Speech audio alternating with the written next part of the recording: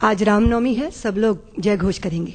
बोलिए जय श्री राम, जय श्री राम, जय श्री राम, जय श्री राम। जय श्री राम। परम आदरणीय मोहन जी भागवत, आदरणीय प्रदेश के मुख्यमंत्री नरेंद्र भाई मोदी जी, आदरणीय प्रवीण भाई, आदरणीय गोपाल जी, मेरे सभी राष्ट्र बंधु एवं शक्ति स्वरूपा मातृशक्ति, ज्योतिपुंज के लोकार्पण के इस अवसर पर गुजरात की इस पावन धरती में यहां अपने आप को खड़ा पाकर मैं गर्व का, गौरव का अनुभव कर रही हूं।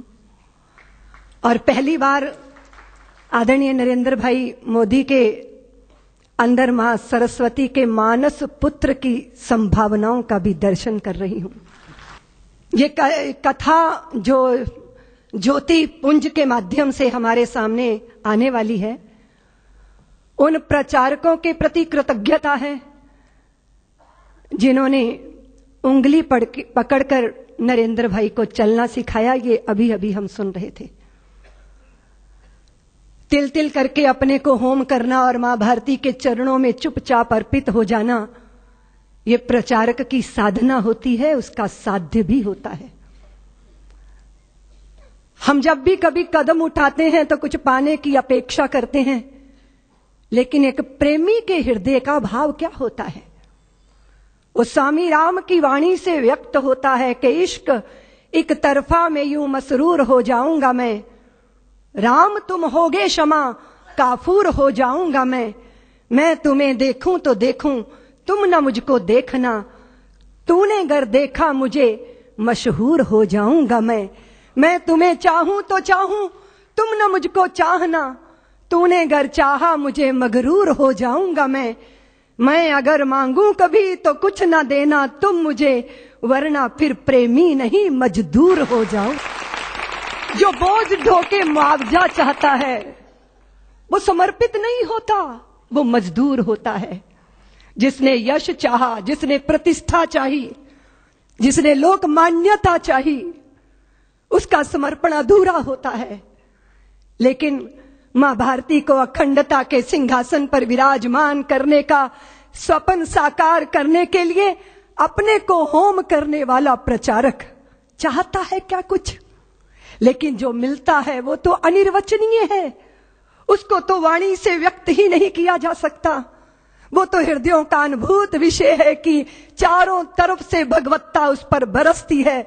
जो अपने लिए नहीं चलता, अपनों के लिए कदम बढ़ाता है, जो कभी दुख को दुख नहीं मानता, जो सुख की चाह में धूल नहीं छानता, औरों के लिए जिसको विष पीना भी स्वीकार हो जाता है, वह प्रचारक अभिनंदनीय है, वंदनीय है, पूजनीय है, प्रातः स्मरणीय है। रात दिन अहिर्निश मां भारती के चरणों में अपने आप को तपाना, गलाना। किस समय डॉक्टर साहब ने सपना लिया था? सारे देश के अंदर आग लगी थी, ब्रिटिश सत्ता के विरुद्ध एक वातावरण बना था, बलिदानों की गंगा मानो बह गई थी भारत के अंदर, विदेशियों की चूल्हे हिलने लगी। बस एक प्रहार और बाकी था कि सारे सपने साकार हो जाते। लेकिन उसी समय विधर्मी ने, उसी समय देश के शत्रु ने देश के अंदर सांप्रदायिकता का विष बोया, वैमनस्यता के भावों को पैदा किया, छुआछूत की प्रबल भावनाएं देश के अंदर जागी, और वह सारी शक्तियां जो संगठित होकर गुलामी की जंजीरों को तोड़ने के लिए आबद्ध दिखाई देती थी, वो बिखरना प्रारंभ हो गई। ऐसे ही समय में जब वैमनस्यता सिर चढ़कर बोल रही थी, जब कट्टरता नंगा नर्तन कर रही थी, उस समय डॉक्टर हेडगेवार 4 स्वयं सेवकों को लेकर राष्ट्रीय स्वयं सेवक संघ की संस्थापना करते। जब अपने ही कुएं पे पानी लेने आते थे और अपना ही भाई दुत्कार कर भगा देता था कि तू अछूत है, मेरे कुएं का पानी पिएगा तो सब अपवित्र हो जाएगा, और वो प्यास से तड़पते हुए अपने ही भाई को देखना, लेकिन निष्ठुरता का लबादा ओढ़े रहना, वो तिल तिल करके मरने वाले प्यासे को देखकर उस पीड़ा में से, उस वेदना में से राष्ट्रीय स्वयं सेवक संघ का निर्माण हुआ, जन्म हुआ। लोग कहते हैं प्रेरणा, प्रेरणा नहीं अपितु वेदना में से संघ का जन्म हुआ। मां भारती को वैभव के पद पर ले जाना है, अखंडता के सिंहासन पर विराजमान करना है, तो एक ही मार्ग है। और वो कौन सा मार्ग? क्या हिंदू जाति जिसने नक्षत्रों को संज्ञा दी, वो हिंदू जाति जिसने सागर की छाती पर पत्थरों को तैराया, इतना गौरव रखने वाली हिंदू जाति, उसका स्वाभिमान धुआं बनकर उड़ेगा? ये वेदना में से राष्ट्रीय स्वयंसेवक संघ का जन्म हुआ। प्रचारकों ने अनवरत अपने जीवन को आहूत किया। एक प्रश्न पैदा हुआ कि जिस हिंदू ने नभ में जाकर नक्षत्रों को दी है संज्ञा, जिसने हिमगिर का वक्ष चीर भू को दी है पावन गंगा, जिसने सागर की छाती पर पाषाणों को तैराया है, हर वर्तमान की पीड़ा को हर जिसने इतिहास बनाया है, जिसके आर्यों ने घोष किया कृणवंतो विश्वमार्यम का, जिसका गौरव कम कर न सकी रावण की स्वर्णमयी लंका, जिसके यज्ञों का एक हव्य 100 पुत्रों का जनक रहा, जिसके आंगन में भयाक्रांत धनपति बरसाता कनक रहा, जिसके पावन बलिष्ठ तन की रचना तन दे दधीची ने की, राघव ने बन बन भटक भटक जिस तन में प्राण प्रतिष्ठा की, जौहर कुंडों में कूद कूद सतियों ने जिसे दिया सत्व, गुरुओं गुरुपुत्रों ने जिसमें चिरबलिदानी भर दिया तत्व, और शाश्वत हिंदू जीवन क्या स्मरणीय मात्र रह जाएगा? इसकी पावन गंगा का जल क्या नालों में बह जाएगा? इसके गंगाधर शिव शंकर क्या ले समाधि सो जाएंगे? इसके पुष्कर, इसके प्रयाग क्या गर्त मात्र हो जाएंगे?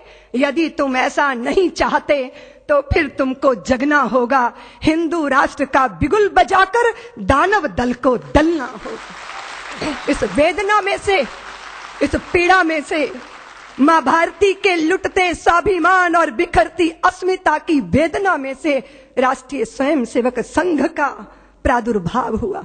फिर एक एक दीपक जले, तिल तिल करके अपने आप को मां भारती के चरणों में आहूत करते रहे। फिर एक एक माता निकली जिन्होंने अपने हृदय के टुकड़े, अपने शरीर के हिस्सों को मां भारती के चरणों में अर्पित कर दिया। फिर विद्यावती की वह परंपरा जीवंत हुई जहां भगत सिंहों को जन्म देने वाले, और फिर उसके बाद भगत सिंहों को फांसी के फंदों पर झूलते देखकर आंखों से आंसू बरसाने वाली माताओं की आंखों के आंसू देखकर लोगों ने संदेह व्यक्त किया। विद्यावती को यही तो कहा था कि आप अपने बेटे की, पुत्र की शहीदी पे रोती हो, इतनी कमजोर मां हो। तो विद्यावती ने कहा, मैं अपने पुत्र की शहीदी पे नहीं रो रही, अपनी कोख पे रो रही हूं। कदाचित मेरी कोख ने एक और भगत सिंह को जन्म दिया होता तो मैं उसको भी देश के चरणों में अर्पित कर देती। फिर देश के अंदर तांता शुरू हुआ। माताओं ने अपने हृदय के पुष्प मां भारती के चरणों में अर्पित करना प्रारंभ किया। और प्रचारक जीवन को अपना के व्यक्तिगत परिवार कुछ नहीं, परिवार सारा राष्ट्र परिवार है। अगर अपने भी साथ छोड़ देंगे तो चिंता मत करना, देश तुम्हारा परिवार है, तुम्हारा कुटुंब है। ये भावना और ये उत्कट भावना प्रचारक के जीवन का संबल बनती रही।